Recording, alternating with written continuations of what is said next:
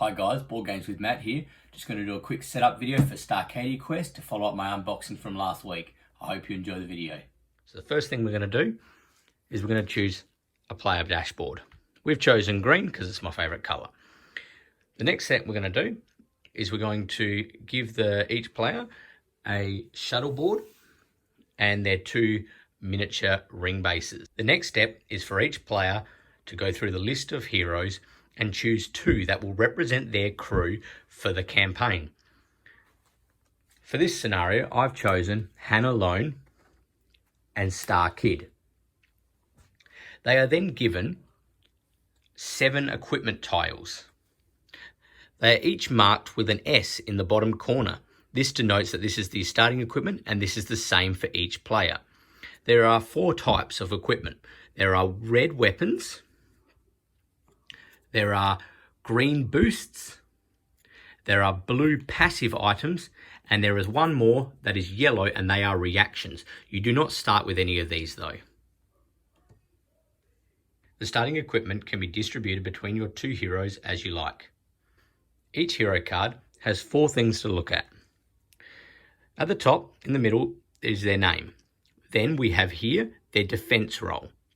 Then we have their amount of health, and then their special ability. This will all come into play when you are choosing your heroes. Now that our crews are ready, let's move on to setup of the main game board.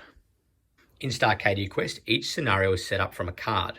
At the top of the card, it tells you what the name of the scenario is and its number. This scenario is made up of 4 tiles, and they are chosen randomly from a stack of 10 tiles that are in the base game. So I'll choose these 4 tiles and put the rest back into the game box. As you can see, the numbers are orientated in different ways.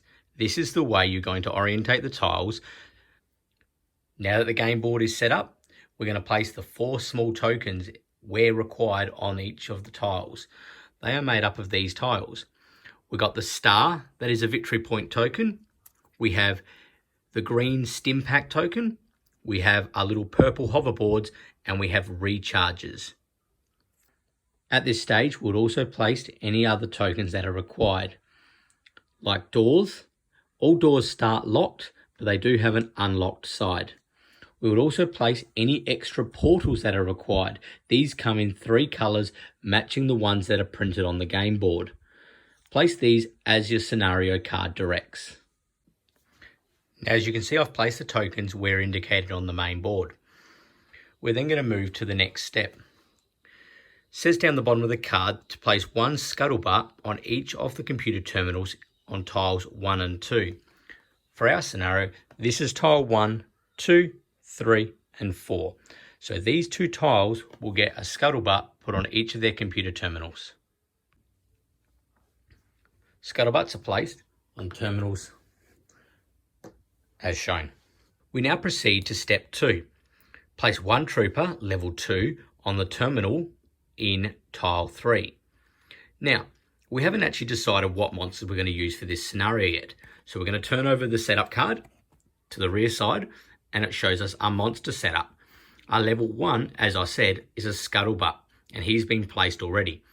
Our 2 and 3 level monsters are chosen at random. So let's do that now. The 2 monsters that we're using this time are the Weeble and the Peekaboom. These can be placed at random onto the monster dashboard. This is it here. The monster dashboard is placed off to the side of the main game board, like so. We'll then place Trooper 1, as I said, the scuttlebutt, into its slot. The next 2 troopers will be placed randomly into the 2 slots, the Weeble and the Peekaboom.